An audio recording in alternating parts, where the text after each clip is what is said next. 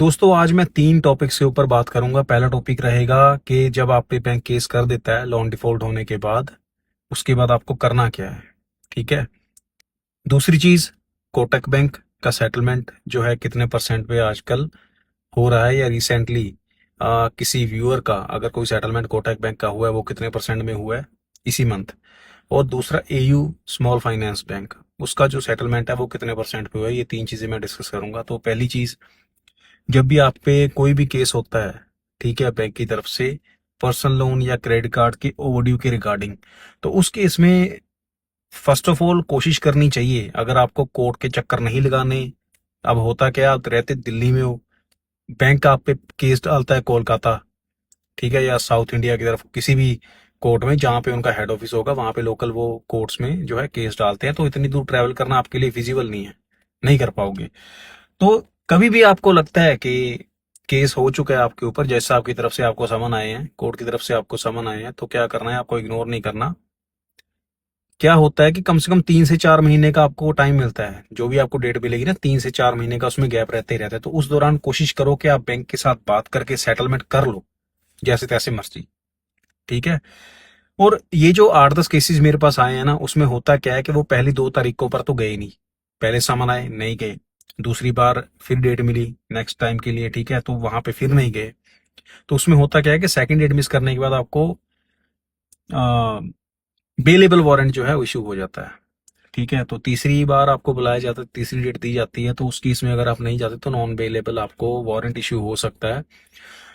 तो अभी मेरे वाले केसेस में जो हमारे व्यूअर्स हैं, उन्होंने एन बिल्कुल मतलब मौके पे बताया मुझे कॉल करके कि ऐसे करके समन्स आए थे। कुछ को तो पता लगा ही नहीं कि उन पे केस भी चल रहा है। बोल चलो रैंडमली कोई नोटिस आ गया, ठीक है, पुलिस वाले घर में आए तो उनको छोटा सा फाइन करके जो है उनको बता के गए कि ये सामान है, आप पकड़ो। फिर इनको रिसीव करवाया और बताया कि नेक्स्ट डेट इस तारीख को आपको उस कोर्ट में जाना है। ठीक है। एक दो के साथ तो ऐसा हुआ, कईयों को पता नहीं कैसे पता चला, मैंने इतना इंक्वायर करा नहीं। तो अब देखो, जो तीसरी तारीख है जहां पे जाना जरूरी है ना, उसमें भी आपको 3 महीने का टाइम मिलता है। 2-3 महीने का टाइम होता है, उसके अंदर भी अगर आप वहां पे जाके हाजिर हो जाते हो तो आपका जो है केस आगे जो है, कोई पुलिस की तरफ से कोई एक्शन नहीं आता है, जैसा कोई ऐसा ऑर्डर नहीं देते जिससे आपको तकलीफ हो। तो उससे पहले भी आप एक और चीज कर सकते हो। सपोज करो तीसरी हाजिरी पे अगर आप नहीं जाना चाहते, तो आपको बेस्ट ऑप्शन यही रहेगा, बैंक वाले से कांटेक्ट करो, उनको बताओ कि आप सेटलमेंट करना चाहते हो और उनसे सेटलमेंट कर लो। उस डेट से पहले पहले अगर आप सेटलमेंट कर लेते हो ना, तो आपको वहां पे जाने की जरूरत नहीं है। क्योंकि जब आप सेटलमेंट करते हो, जब आपको सेटलमेंट लेटर दिया जाता है, उसमें स्पेसिफिकली लिखा रहता है कि अगर आपने बैंक के ऊपर कोई केस कर रखा है, तो ये सेटलमेंट आप साइन जब कर रहे हो ना, बैंक के साथ एग्रीमेंट कर रहे हो, तो वो आप विड्रॉ करोगे। और अगर बैंक ने आपके ऊपर कर रखा है केस, तो बैंक उस केस को विड्रॉ करेगा। ठीक है। तो अभी 3 महीने पहले जो हमारे साथ एक केस हुआ था, ठीक है, वो पूना वाला का केस था। उस व्यूअर ने क्या किया था, सेम केस था, 2 तरीकों पर गया नहीं, तो तीसरी बार उनको जो है समन आया। तो उसके बाद उन्होंने क्या करा, 3 महीने का टाइम था, उस 3 महीने के अंदर अंदर बैंक से कॉन्टेक्ट करके जो है 25% पे सेटलमेंट कर लिया। ठीक है। तो आप भी कोशिश करना, चाहे वो 25 पे हो रहा है, 30 पे हो रहा है, नेगोशिएशन जितना कर सकते हो आप कर लेना। अगर बैंक अड़ा हुआ है जिस भी अमाउंट पे, वैसे तो इतना अड़ेगा नहीं, क्योंकि ऑलरेडी अगर आप पे केस चल रहा है ना, तो 8 महीने से 1 साल या 1 साल से ज्यादा का डीपीडी हो गया होगा, तो आपको इतनी दिक्कत बैंक देगा नहीं, सेटलमेंट कर लेगा। जैसे कि मैंने पहले भी बताया कि बैंक कोशिश करता है कि कोर्ट तक ना ही जाना पड़े, उससे पहले पहले सेटलमेंट हो जाए। आपने अगर बात नहीं करी उनसे, वो अलग बात है, या आपका नेगोशिएशन सक्सेसफुल नहीं हो पाया, तो इसके लिए उन्होंने केस करा होगा, तो फिर भी 25 से 30% में मान जाते हैं। अगर नहीं मानते, कुछ कुछ केसेस में मे भी शायद वो 40 या 50% में भी आपको सेटलमेंट के लिए बोलेंगे, तो आप कर लेना। कोर्ट में इतनी दूर जाने से बेटर है कि 50% पे भी अगर आपको मिल रहा है ना, वेवर के साथ आपको सेटलमेंट हो रहा है, तो आप प्लीज उसको कर लेना। तो यही इसका सोल्यूशन है, सेटलमेंट। अगर आप कोर्ट में नहीं जाना चाहते, कोर्ट दूर है, तो आप इसमें सेटलमेंट कर लो।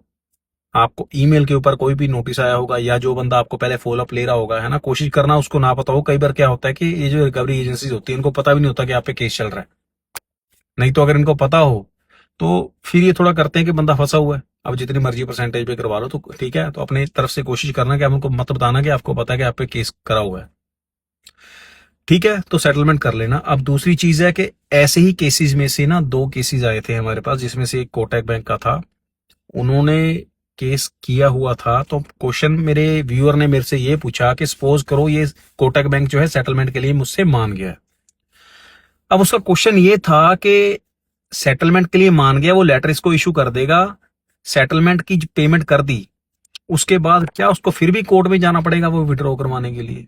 तो भाई इसका सिंपल सा आंसर है, जब आप सेटलमेंट कर लेते हो ना, उस केस में आपको वहां पे कोर्ट में जाने की जरूरत नहीं पड़ती। ठीक है, क्योंकि अभी देखो उसकी फरवरी की तारीख है, अभी नवंबर चल रहा है, नवंबर, दिसंबर, जनवरी, फरवरी, इसी मंथ इसका सेटल हो जाएगा, और 2 हफ्ते में आई थिंक सिबल में इसको एनओसी भी दे देगा कोटेक, और सिविल में अपडेट भी हो जाएगा। उसके बाद वो बैंक की रिस्पॉन्सिबिलिटी होती है, वो अपने लॉयर के थ्रू जो है केस को विड्रॉ करवा देगा।